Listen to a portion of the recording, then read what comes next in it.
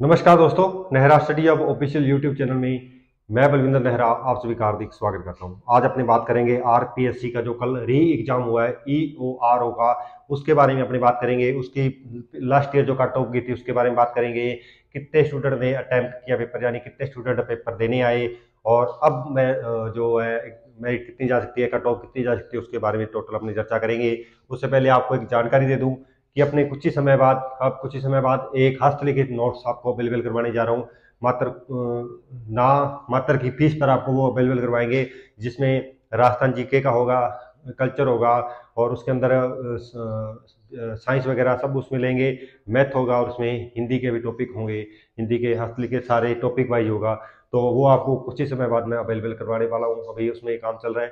तो बात करेंगे टोटल फॉर्म की बात करूँ तो 4 लाख के लगभग ये फॉर्म अप्लाई हुए थे। और इसका आपको बता दूं री एग्जाम हो रहा है। जो री एग्जाम हुआ है कल, पेपर की लेवल की बात करूं तो पेपर लेवल बहुत ही टफ था। अपने बात कर सकते हैं कि 70% लेवल बहुत टफ था। 30% अपने मान सकते हैं कि इजी था, लेकिन 70% जो पेपर था बहुत टफ आया था पिछली बार की तरह। तो इस बार जो अटेम्प्टेड हुई है, अटेम्प्टेड की बात करूं कि स्टूडेंट ने कितने स्टूडेंट एग्जाम देने आए हैं, यानी फॉर्म तो 4 लाख फॉर्म भरे थे, लेकिन पिछली बार 1.96 यानी 2 लाख के लगभग जो स्टूडेंट है वो फॉर्म पेपर देने आए थे, अटेम्प्टेड हुए थे। तो अब भी उतने ही लगभग है, 1 लाख कुछ स्टूडेंट है जो अब अटेम्प्ट हुए हैं, जिन्होंने एग्जाम देने आए हैं। बात करूं टोटल पोस्ट की, तो इसमें टोटल पोस्ट में एक आप तो नेगेटिव मार्किंग है। नेगेटिव मार्किंग कितनी है? 1/3 की नेगेटिव मार्किंग भी है। पिछली बार री एग्जाम हुआ था, उसमें इस कैंसिल करके दोबारा एग्जाम लिया गया और इसमें नेगेटिव मार्किंग स्टार्ट की है। तो 1/3 की नेगेटिव मार्किंग है। अब बात करूंगा मेरिट कितनी जा सकती है, इसकी मेरिट कितनी जा सकती है। पहले की बात करूं 2023 की जो कट ऑफ है उसकी बात करूं, तो जनरल की जो कट ऑफ थी वो 108 है, ईडब्ल्यूएस की 105 है, ओबीसी की है 107, एससी की 101 और एसटी की 103 और एमबीसी 104 मेरिट की है। यानी 100 से ऊपर का आंकड़ा रहा है, यानी पेपर इजी था। पेपर इजी आने के कारण ये सारा 120 में से 100 को ऊपर आंकड़ा रहा है। आप मान लो कि 90% के लगभग इसकी जो मेरिट की थी, 90%। तो पेपर इजी था इसलिए इसकी मेरिट इतनी की। लेकिन अब मैंने कहा ना, पेपर क्या था, 70% हार्ड था। सभी स्टूडेंट का कहना है कि 70% हार्ड था। मैंने भी जो टेलीग्राम चैनल पे वो पेपर डाल दिया है, तो मैंने देखा है कि पेपर हार्ड है 70%, तो मेरिट भी इस हिसाब से कम जाएगी।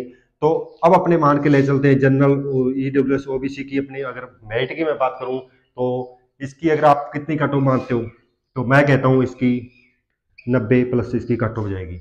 यानी जो पिछली बार 108 थी, इस बार 190 या 195 के लगभग ये रह जाएगी।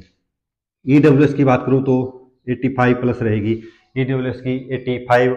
और ओबीसी की बात करूं तो ये भी रहेगी 85 से 90 के बीच में। 85 से 90 के बीच में इसकी मेरिट रहेगी, क्योंकि पेपर टफ है।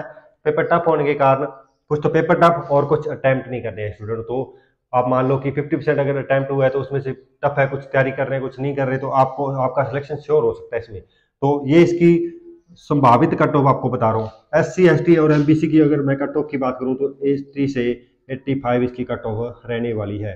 संभावित कट ऑफ बताइए दोस्तों, ये संभावित कट ऑफ आपको बता दी कि 80 से 85 एससी की रहने वाली है। तो ये आज की अब की कट ऑफ रही है। कि पिछली बार की कट ऑफ से अपने दोनों को कंपेयर कर लिया। अब भी आपका किसी प्रकार के इसमें डाउट है तो मुझे कमेंट बॉक्स में बता सकते हैं। और आपको बता दूं, हस्तलिखित नोट्स हैं, 2 लिखित नोट, वो आपको प्रोवाइड करवाने वाला हूँ कुछ ही समय बाद। तो इस पे काम चल रहा है। जैसे ही अपने वो नोट्स रेडी हो जाते हैं, आपको हस्तलिखित नामात्र की बेस पर उसको आपको अवेलेबल करवाऊंगा। तो आज के लिए इतना ही। धन्यवाद। जय हिंद।